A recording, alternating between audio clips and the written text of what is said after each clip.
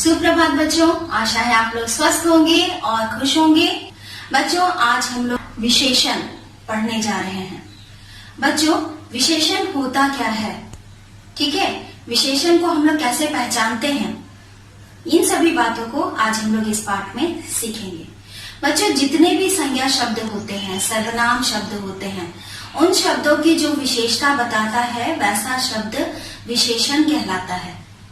जैसे चौक, ठीक है, मेरे हाथ में क्या है, चौक है। अब आप कहेंगे कि ये तो चौक है, चौक एक नाम है। तो चौक जब एक नाम है तो वो संज्ञा शब्द हो गया। इसकी विशेषता क्या है कि यह चौक बहुत छोटी है। ये चौक क्या है, बहुत छोटी है। तो ये जो चौक की विशेषता क्या है कि ये बहुत छोटी है। तो ये छोटी शब्द जो है, यह जो है वो चौक का आपका विशेषता बता रहा है, ठीक है। जैसे बाल, उसके बाल बहुत घने हैं। बाल तो सभी के होते हैं, किसी के बाल लंबे होते हैं, किसी के बाल छोटे होते हैं, किसी के काले होते हैं, किसी के भूरे होते हैं, और जो बुजुर्ग होते हैं उनके बाल उजले होते हैं। तो इन बालों की अलग अलग विशेषता है। तो उसके बाल क्या है, बहुत घने हैं। तो घना शब्द जो हो गया वो क्या हो गया, बालों की विशेषता बता रहा है। यह पुस्तक, जैसे बच्चों मेरे हाथ में एक पुस्तक है, यह पुस्तक बहुत पतली है।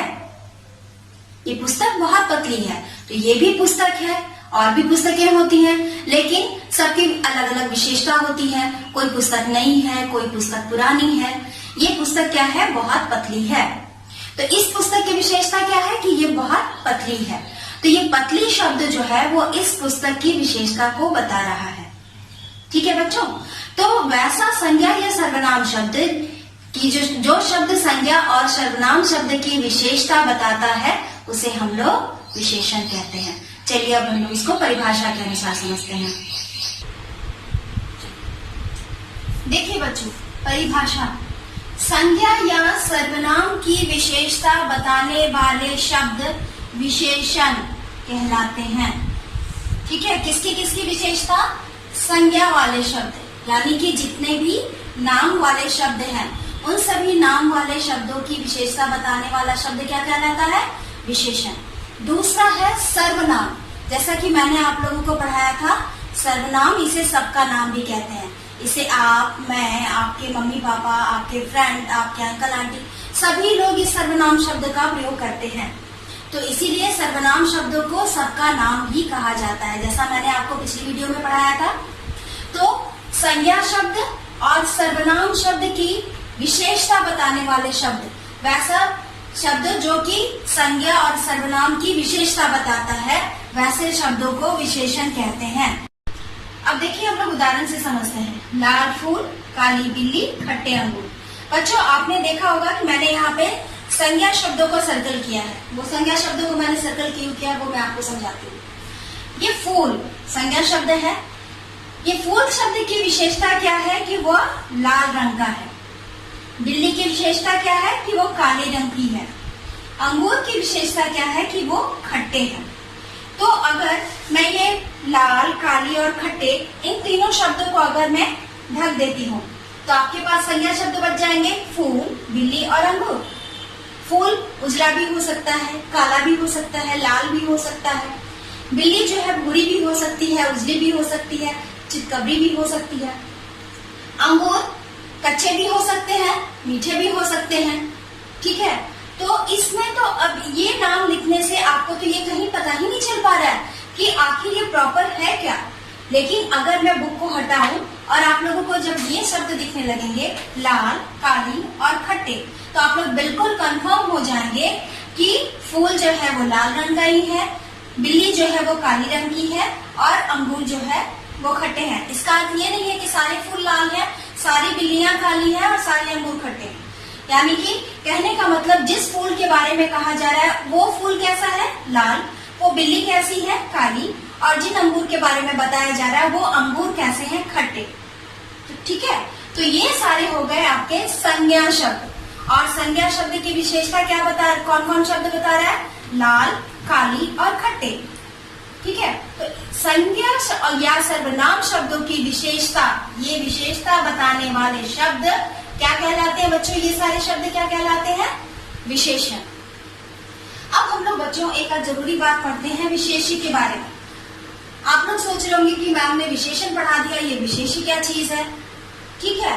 अब देखिए बच्चों, ये लाल शब्द तो क्या हो गया? विशेषण। फूल हो गया संज्ञा शब्द। तो ये जितने संज्ञा शब्द और सर्वनाम शब्द होते हैं उन्हीं को विशेष्य भी कहा जाता है। ठीक है। जैसे कि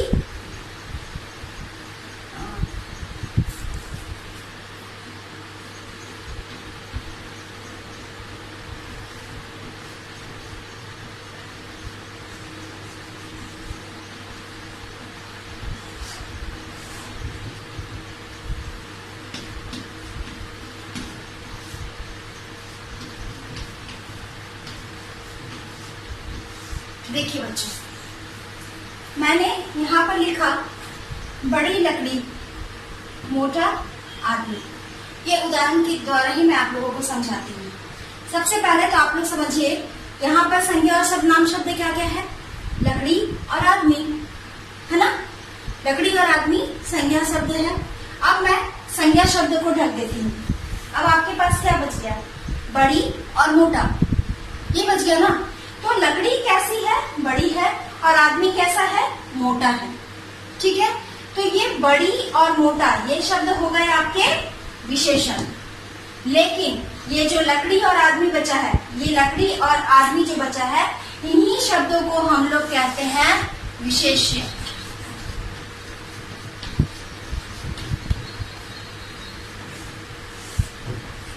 ठीक है। जिस शब्द की विशेषता बताई जाती है उसे हम लोग विशेष्य कहते हैं। ठीक है। लकड़ी की विशेषता बताई जा रही है कि वो बड़ी है, आदमी की विशेषता बताई जा रही है कि आदमी मोटा है। लेकिन जिस शब्द की विशेषता बताई जा रही है, जैसे अगर हम लोग वाक्य के अनुसार समझते हैं, वह लड़का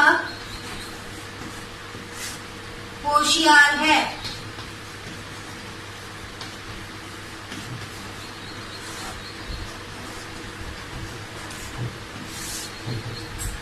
वाक्य के अनुसार समझने का प्रयास कीजिए।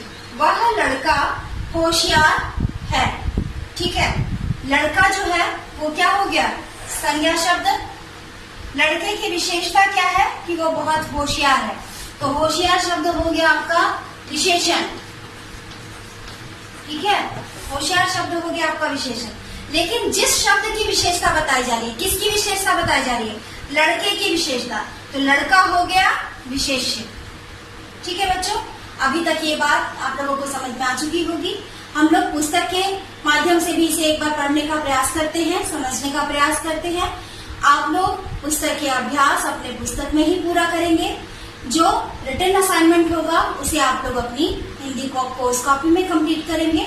और इस पाठ को आप लोग अच्छी तरह से पढ़िएगा बच्चों। और हम लोग नेक्स्ट वीडियो में मिलते हैं। तब तक आप लोग अपना पूरा कार्य अच्छी तरह संपूर्ण कीजिएगा।